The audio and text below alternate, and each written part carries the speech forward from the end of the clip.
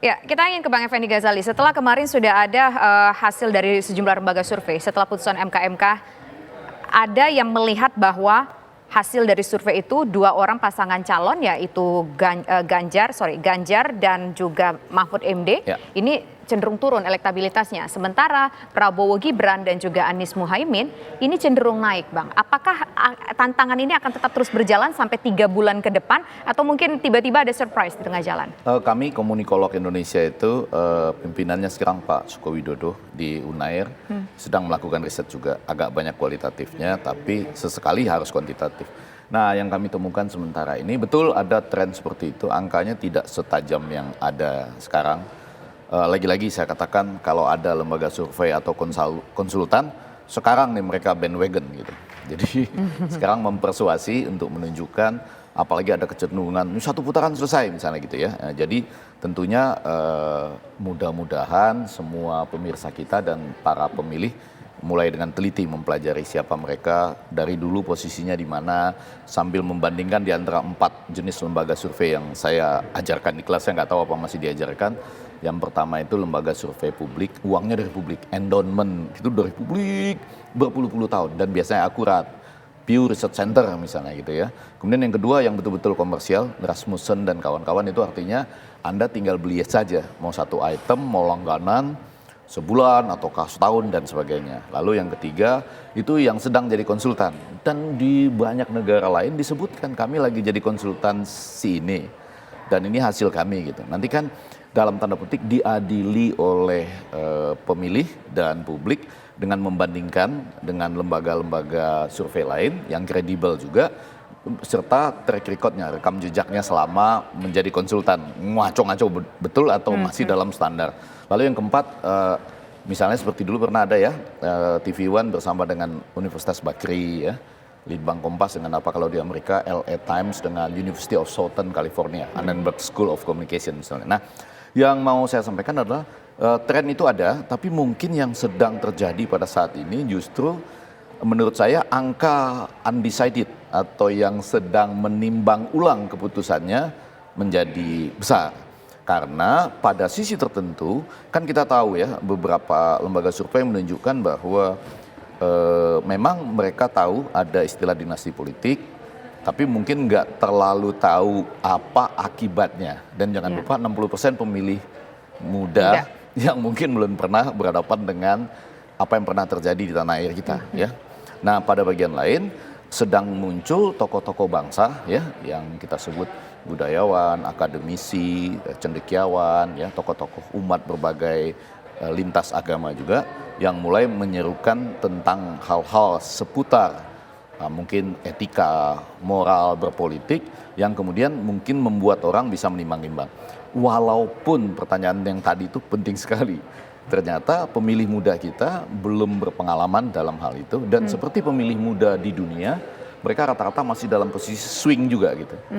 Nah, mungkin yang agak menarik juga di samping tadi program-program populis ada juga istilah gemoy, upload unggahan tentang kucing, disenyumin saja, dijogetin saja misalnya.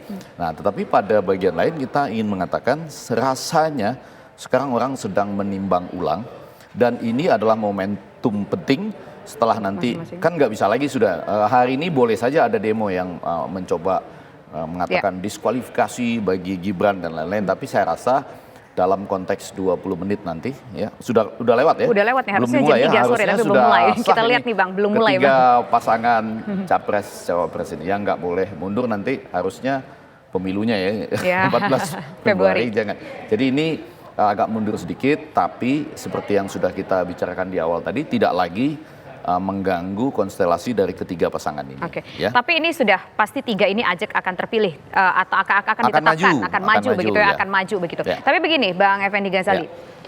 Sebetulnya Abang tadi mengatakan yang justru banyak itu adalah undecided voters atau juga swing menurut voters. Saya sedang berkembang. Sedang berkembang itu. Tren itu berkembang, angka-angka itu kalau yang kata Abang cukup besar itu suara dari siapa sih yang sebelumnya milih siapa sih? Apakah sebelumnya merupakan simpatisan Prabowo? Apakah sebelumnya merupakan simpatisan Ganjar? Atau sebelumnya merupakan simpatisan Anies yang akhirnya memutuskan sekarang jadi undecided? Ya, harusnya kita undang Pak Suko Widodo ya, dia bisa atau kita dengan sambungan Zoom kepada ilmuwan-ilmuwan komunikolog dari berbagai universitas ini, utamanya Pak Suko Widodo dari Unair. Tapi yang mau saya katakan adalah memang pada bagian tertentu pemilih itu sedang menunggu rebranding atau penciptaan kembali posisi dari Ganjar dan Mahfud. Dulu keluar dengan orang baik menyapa orang baik, ya, untuk menuju Indonesia unggul. Lalu programnya kan itu ada utamanya anti KKN. Kemarin mendapat tekanan dalam konteks moral, anti KKN, dan N-nya yang lebih ditekankan, nepotismenya. Tapi memang kalau kita lihat yang menyebabkan orang berpikir-pikir belum sampai ke Gibran dan Ganjar dan Mahfud. Ini agak sering kita menyebut Gibran akhir-akhir ini. Ganjar dan Mahfud itu terutama ada 3 hal. Hal yang pertama, sepertinya lembaga-lembaga survei itu sedang mesra dengan pasangan yang lain. Apakah karena memang tren kuantitatifnya demikian, ataukah kita sekali lagi ada tapi upaya... pasangan lain juga ada Bang, Anies dan juga Muhaimin, itu kan juga tren surveinya naik. Betul, setuju. Jadi kan dalam konteks itu juga berarti, Bang. Mereka tidak mampu. Jadi maksud saya agak sulit terlihat dari lembaga-lembaga survei yang hasilnya ya kredibel maupun yang nggak kredibel, yang kredibel lah patokan kita ya, yang betul-betul memberikan banyak peluang pada saat ini kepada pasangan Prabowo Gibran. Ini ilmiah, terutama karena apa? Tadi saya sebutkan, pemilih muda kita ada 60%. Banyak. Terus kemudian ada juga perpindahan dari Pak Jokowi ke Gibran dan tentu saja ke Prabowo dalam hal ini. Dulu diprediksi sekitar 13% kan perpindahan itu. Ya. Tidak demikian besar, tapi ya dalam hari-hari ini menjadi menentukan. Jadi itu yang membuat secara ilmiah dari berbagai lembaga survei Prabowo Gibran itu tetap leading. Ada yang melihatnya sebagai suatu kenyataan ilmiah, bisa jadi orang menyatakan bandwagon. Tapi menarik seperti yang disampaikan tadi, Anies pun ya, Amin tepatnya, Anies dan Gus Muhaimin pun, Gus Imin itu juga naik. Nah itu juga bisa dijelaskan. Lagi-lagi karena Ganjar Mahfud ini sedang bersama-sama dengan Ibu Ketua Umum pelatihnya, dan tentu saja jangan-jangan P3 juga sekarang harus agak mulai memantapkan lagi barisannya dengan Sandiaga Uno pada saat ini, dengan Pak Mardiono, karena PSI misalnya jadi jalur untuk mempertahankan diri di ambang batas parlemen. Itu sekarang ada pemain baru yang namanya PSI yang di mana-mana itu menurut Dewan Pembinanya saya pernah ketemu, itu antara lain juga yang intaking orang yang masuk itu jumlahnya cukup tinggi, dan tentu saja kita tahu baliho-balihonya sangat cukup banyak ya, lepas dari orang lain bisa menyebarkan tentang ini dan itu.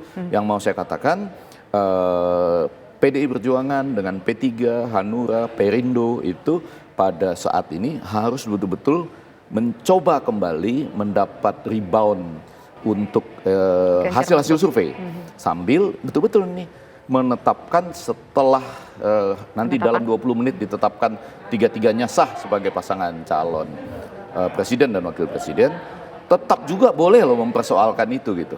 Jangan lupa, ini nggak selesai di situ.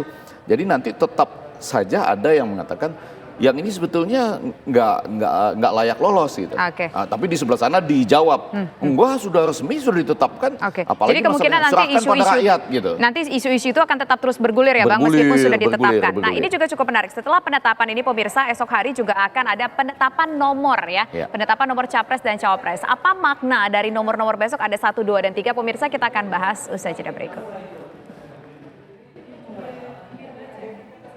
Belum telat.